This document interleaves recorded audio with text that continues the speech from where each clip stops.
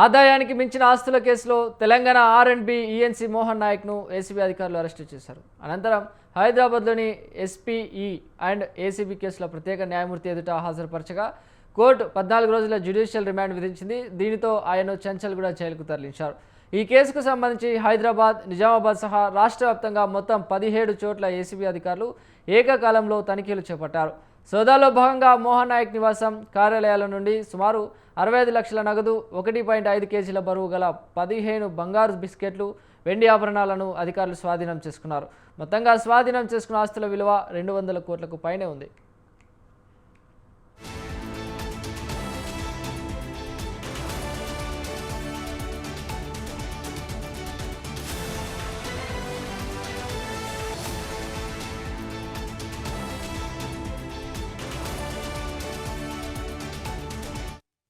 ఆదాయానికి మించిన ఆస్తుల కేసులో తెలంగాణ ఆర్&బి ఈఎన్సీ మోహన్ నాయక్ను ఏసీబీ అధికారులు అరెస్టు చేశారు. అనంతరం హైదరాబాద్లోని ఎస్పీఈ అండ్ ఏసీబీ కేసుల ప్రత్యేక న్యాయమూర్తి ఎదుట హాజరుపరచగా ఆయన కోర్టు 14 రోజుల జ్యుడిషియల్ రిమాండ్ విధించింది. దీంతో ఆయన చంచల్గూడ జైలుకు తరలించారు.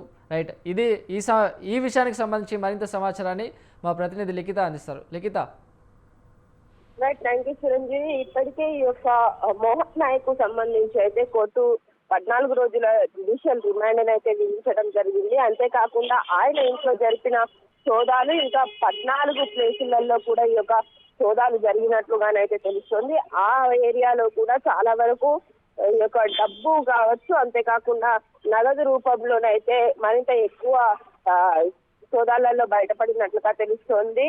కేవలం ప్రభుత్వ వేలం వేస్తేనే ఇది దాదాపుగా చూసుకున్నట్లయితే 250 కోట్ల విలువ చేసే ఆస్తులు అతని దగ్గర ఉన్నట్లుగా తెలుస్తుంది. ఇంకా బ్లాక్ మార్కెట్ లో దీని విలువ మరింత పెరిగే అవకాశాలు కూడా ఉన్నట్లుగానైతే అధికారులు చెప్తున్న పరిస్థితి. పూర్తి స్థాయిలో ఇతని దగ్గర నుండి గతంలో ఎవరైతే ఈ రోడ్డు కాంట్రాక్ట్లు తీసుకున్నారో, అంతేకాకుండా అతనికి ఏ నాయకులు సపోర్ట్ చేశారో, ఏ అధికారులు సపోర్ట్ చేశారు అన్న కోణంలో కూడా ఈ యొక్క విచారణ జరగనున్నట్లుగా అయితే తెలుస్తుంది. 14 రోజుల జ్యుడిషియల్ రిమాండ్ లోనైతే అతని వద్ద నుండి మరింత సమాచారం అందుకునే అవకాశాలు మెండుగా ఉన్నట్లుగానైతే తెలుస్తుంది. పూర్తి స్థాయిలో ఈ కేసుకు సంబంధించి గత ప్రభుత్వంలో ఉన్న నాయకులు ఎవరు, అంతేకాకుండా అందులో ఈ రోడ్డు కాంట్రాక్టులు మోహన్ నాయక్ ఎవరెవరికి ఇచ్చాడు, ఈ భవనాల నిర్మాణానికి సంబంధించి ఎవరెవరికి అనుమతులు అనేది వెళ్ళాయి అనే కోణంలో కూడా పూర్తి చిట్టా అనేది తీసే అవకాశాలు ఎక్కువగా ఉన్నట్లుగానైతే తెలుస్తుంది.